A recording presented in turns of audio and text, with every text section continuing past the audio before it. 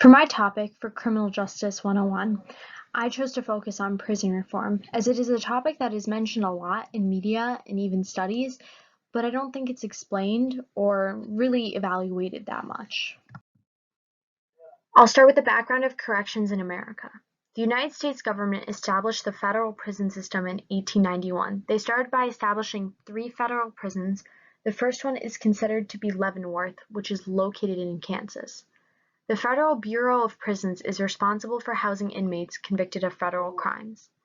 The current number of inmates housed in facilities by the BOP, which is the Federal Bureau of Prisons, is 183,820, located in 122 institutions across the nation, 27 residential reentry management offices, and 11 privately managed facilities. These statistics only include federal and state prisons. It does not include privately owned prisons, which are also located around the country. As you can tell from the several different types of buildings that inmates are housed, there has already been some reform done to the system, but it is not enough. It needs to be continued, and more education needs to be done so that more people understand why this needs to happen. Over 600,000 men and women are released from federal and state prisons each year. Why prison reform is such a large issue. The United States relies on incarceration more heavily than any other country in the world. Our rates for incarceration are considered to be 5 to 10 times higher considered with countries such as Canada, United Kingdom, and France. The financial costs of incarceration are astoundingly high, and most of the funding comes out of taxpayer money. Often, prisoners are held in conditions that diminish their health and safety, which has led to a very poor mental health status in the prison system, which then reflects upon them once they get reintegrated into society. As a result, inmates are being released, unable to reintegrate into society, and they often end up in the same situation in prison. Recent studies have shown that 80% leave state prisons and are arrested again in the near future because of that. The poor mental health status in the prison system has come more into light lately because of the media, which is why prison reform has been a hot topic when it comes to the corrections system. The article I chose to base my research upon was Why Prison Reform Matters in America. This article was written by Jeremiah Musteller, who is a criminal justice reform policy liaison. It was published by the Charles Knox Institute, which is based in Arlington, Virginia. This institute focuses on public policy research, and they are considered to be an educational nonprofit organization. It is unclear when this article was published, as it is not a regular news article, but more of a compiled list of research regarding this topic. What is prison reform? To properly understand this topic and why it is controversial and beneficial, you must properly understand what prison reform is. It is one solution to prevent our failing justice system. It focuses on public safety and restoration for those affected by the poor culture within our prison system. At this point in time, most people have been affected by the poor culture, whether they realize it or not. You don't have to have a direct correlation to a prison itself. It seeks to alter the way incarceration is viewed and treated. Instead of being viewed as punishment, should be viewed as rehabilitation, a new chance at a life that they learn while incarcerated. This modernized model allows for the correction system to incentivize good behaviors, aptitudes, and lifestyles through personal responsibility and self-control while convicted. This doesn't mean complete freedom for a prisoner, but it means that they have more responsibilities while incarcerated. They are able to participate in activities, have jobs, and even join programs such as an educational program if they didn't finish high school, or even receive an associate's degree at some colleges. These programs put a lot of self-responsibility upon the individual that they are required to uphold, otherwise they lose that privilege. It also educates them and keeps them in the right state of mind, so when they are re-assimilated into society, they aren't that far behind, and it is not as difficult as it would be otherwise for them.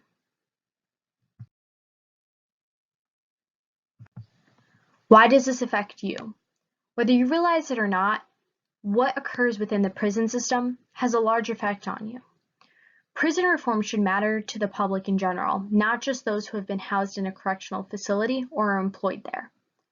Many can draw the conclusion from this article that something must be altered in order for us to achieve an effective justice system that defends and increases overall public safety while maintaining human dignity.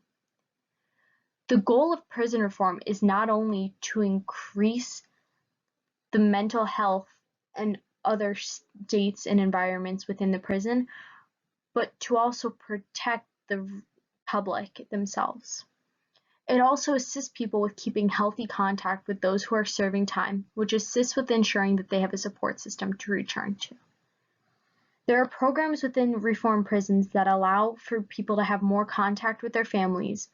It also keeps them more humanized, so to speak, which allows them to have a healthier connection to their loved ones rather than lashing out and taking out all their anger in the small visitation time they have, which means that once they are returned from prison, they still have a family to go back to, and they aren't living on the streets, which also means that they are less likely to be back in prison soon. As usual with any topic in the criminal justice system, there is controversy associated with it, which is fueled by the media. Some people believe that putting trust into prisoners is not beneficial and allows for too much freedom while serving time. This generally goes with the thought process that people who are incarcerating should be punished instead of reformed.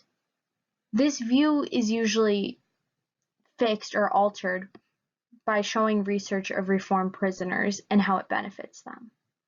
Some people also believe that prison reform costs too much and just uses taxpayer money. As usual, the media shows what continues to benefit their stance of the criminal justice system and law enforcement. Unfortunately, that leads to a negative view on prisons as the reforms are generally not shown.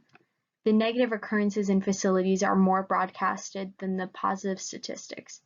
Generally, if there is a violent occurrence in a prison that makes the news, it is generally backed up by saying that no changes have been made and it continues to stay the same, which makes a lot of people skeptical when discussing prison reforms because it doesn't seem as if a change has been made. The view of the media, of course, alters the perception of the general public. The negative view provided by the media also hurts the public's perception of prison reform. If all that is shown are the negative clips, it does not appear as if any changes have been made for the better. This leads to hesitance to provide funding to continue to modernize our prison system and make sure all prisons across the country are instead of a select few. There is evidence to show that prison reform really does matter to the correction system. Mosteller provided statistics that showed changes in reform prisons. Mental health support reduced misconduct incidents by 22% in most prisons. In a California prison, substance abuse treatment resulted in a 48% decrease in reincarceration. Recidivism has been reduced by 13% in facilities with educational and vocational courses. These courses can vary anywhere from a shop class to an English class or an entire degree program that they can be involved in. Unfortunately, these programs are very limited and spots are hard to come by, which is why prison reform needs more funding to be able to fund these programs to keep people off of the street and to stay out of prison once they leave. And also assist them with getting a job once they leave, because then they have trade skills and hard skills, and more people will be more likely to hire them. In regards to the idea that taxpayer money is going to waste, it has been shown that one taxpayer dollar spent on educational and vocational training programs for inmates saves $5 in law enforcement and corrections expenses in the future. In the long run, it is much cheaper to reform our prisons and improve the environment that inmates are in, rather than continue to pay for them to go through the court system as they keep on revisiting the same facilities for various crimes. The future of prison reform. As prisons continue to be reformed, the statistics will only improve, especially as more taxpayer money is put into these programs to assist inmates all across the country. Juvenile reincarceration will plummet because of the reform they received while their brains were still developing as a young adolescent. And the assimilation back into society will be much easier because they have been humanized and taught skills which will assist them.